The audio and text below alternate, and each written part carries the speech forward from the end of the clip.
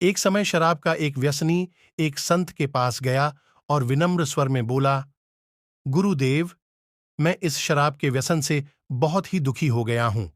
इसकी वजह से मेरा घर बर्बाद हो रहा है। मेरे बच्चे भूखे मर रहे हैं, किंतु मैं शराब के बगैर नहीं रह पाता। मेरे घर की शांति नष्ट हो गई है। कृपया आप मुझे कोई सरल उपाय बताइए जिससे मैं अपने घर की शांति फिर से पा सकूं। गुरुदेव ने कहा, जब इस व्यसन से तुमको इतना नुकसान होता है तो तुम इसे छोड़ क्यों नहीं देते?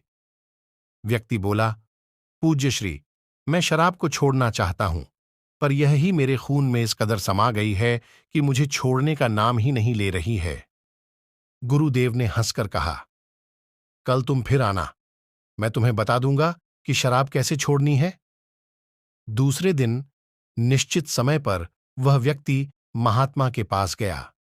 उसे देख महात्मा झट से खड़े हुए और एक खंभे को कसकर पकड़ लिया। तो उससे रहा नहीं गया और पूछ बैठा कि गुरुदेव, आपने व्यर्थ इस खंभे को क्यों पकड़ रखा है? गुरुदेव बोले, वत्स, मैंने इस खंभे को नहीं पकड़ा है, यह खंभा मेरे शरीर को पकड़े हुए है। मैं चाहता हूं कि यह मुझे छोड़ दे, किंतु यह तो मुझे छोड़ ही नहीं रहा है।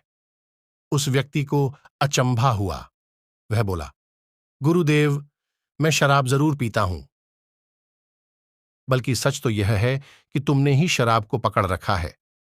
तुम कह रहे थे कि यह शराब मुझे नहीं छोड़ रही है, जबकि सत्य यह है कि तुम अपने मन में यह दृढ़ निश्चय कर लो कि मुझे इस व्यसन का त्याग अब भी कर देना है, तो इसी वक्त तुम्हारी शराब पीने की आदत छूट जाएगी। शरीर की हर क्रिया मन के द्वारा नियंत्रित होती है, और मन में जैसी इच्छा शक्ति प्रबल होती है, वैसा ही कार्य सफल होता है।